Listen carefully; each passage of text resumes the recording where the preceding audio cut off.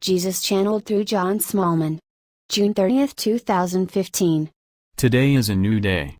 Of course, every day is a new day, but people often forget that, as they plod through their daily chores earning their living. But enormous changes can occur in one day, or in an instant.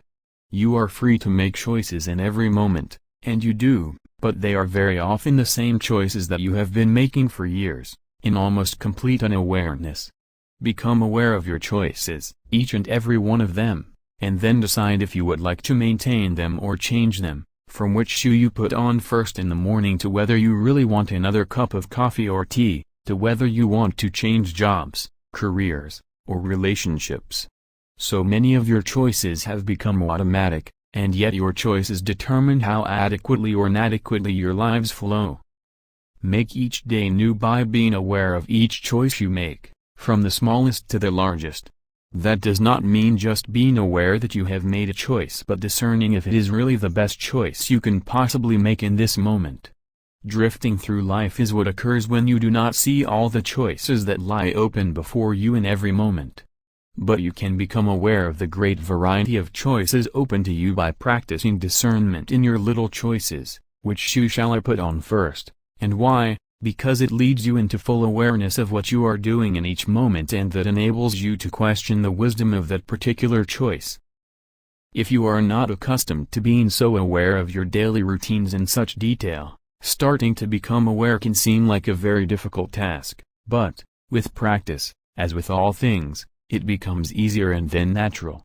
It is a case of being present in every moment, so as you raise a cup of tea to your lips you are aware of choosing to lift it so that you may take a refreshing sip, and then enjoy the sip, and then, with awareness, putting the cup down again. That kind of awareness of each moment has incredible healing power. Once you have dressed in the morning, very frequently your awareness of your body and how it is functioning for you slips from view, unless you are sick or in pain. And yet it is constantly collecting information that can assist you in living more fluidly, more consciously, and thus getting far more from life than you normally do. That is the purpose of the saying, take time to smell the roses. Too much of life goes by in a whirling rush, leaving you tired and exhausted at the day's end. That need not be, because, being fully aware, living each moment as it arrives, reduces your levels of stress and the amount of energy that you need to expend in the business of daily living. In fact, by choosing to be aware you allow yourselves to open to the endless and abundant field of energy, love, in which you have your eternal existence. You are pure energy, love, but have chosen to restrict your awareness of and engagement with that natural state by enclosing yourselves in human bodies. By doing so you do offer yourselves great opportunities to learn lessons that you chose to experience before you incarnated, but the downside is that the illusion seems to grab hold of you by its seemingly powerful vision, a world of change, variety, enticements, and, of course, survival issues, and suffering, thus hiding from you or closing off your access to your true and divine nature. And that is why it is absolutely essential that you take the time daily to go within, to your holy inner sanctuary, where access to the spiritual realms, to your guides and mentors, and to your true self are constantly available, when you quieten the flow of distracting thoughts and anxieties with which the illusion is endlessly presenting you. Go within, every day, be at peace, and relax into the energy field of pure love that envelops you.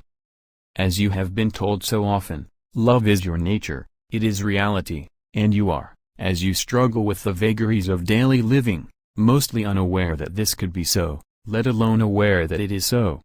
The essential daily visits, or pilgrimages you make to your inner sanctuary help you to break down the barriers or dissolve the veils that hide reality from you.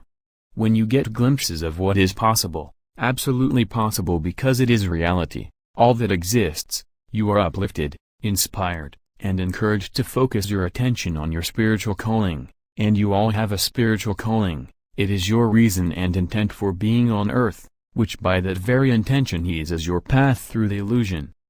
This will not necessarily happen physically, because many of the events or situations you encounter are lessons that you have chosen, waiting for you to encounter them and learn from them, but it will happen spiritually and emotionally by assisting you to accept, moment by moment, what life offers you in the knowing that nothing is accidental, that everything occurring has a divine purpose.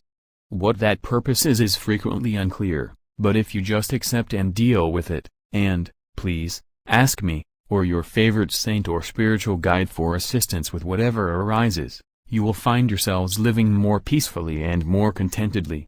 Yes, even in what may appear to be the direst of circumstances you can find peace and contentment. Most of you have met people who despite unenviable circumstances are happy and contented, and who demonstrate an inspiring example of living powerfully and lovingly in the moment. You may have wondered why such a loving and indeed wonderful person should be in such an unfavorable situation? Well, maybe, it is to show others how effective it is to surrender to the situation, whatever it may be, and trust in the field of love that always envelops you, and then allow it to actually embrace you. If and when you do practice acceptance of the now moment as it occurs, you will be amazed and uplifted. Try it. That is what we in the spiritual realms are constantly encouraging you to do. It has to be done wholeheartedly, not grudgingly, resentfully. Why on earth is this happening to me, or with conditions? If this doesn't work, then I'm done with acceptance. Acceptance of what is has to be unconditional in the same way that God's love and acceptance of everyone is unconditional. Reality is unconditional. And that is because there is no need for conditions. In reality all is in perfect and utterly conflict-free harmony. Any other state would be unreal. Just remind yourselves daily, regardless of how you feel emotionally and regardless of how dire your circumstances may be, that you are a beloved child of God, taken supreme care of in every moment, and turn to Him with an open heart so that He may fill it with His love for you. When you do this with faith, and with acceptance of life as it is flowing for you in this now moment, you will feel the love, and you will be uplifted. A knowing will grow within you that you are and never can be alone because there is only the One, there is no separation. In that knowing you can allow all doubts, all self-doubts, and all perceptions of unworthiness to fall away to be replaced by a positive and powerful sense of self-acceptance in the absolute knowing that you are and always will be a beloved child of God. As must be coming apparent, there is only love. Anything that is not in alignment with love is unreal, illusory, and may be freely released. When you take that step, peace and contentment replace doubts and anxieties. Trusting in God works. The problem is most people do not trust, they expect that it will not work, and what you focus on, not totally trusting in God, is what you experience, distrust and disappointment. Call on me, at any time, and in any situation, and I will help you to trust. Your loving brother, Jesus.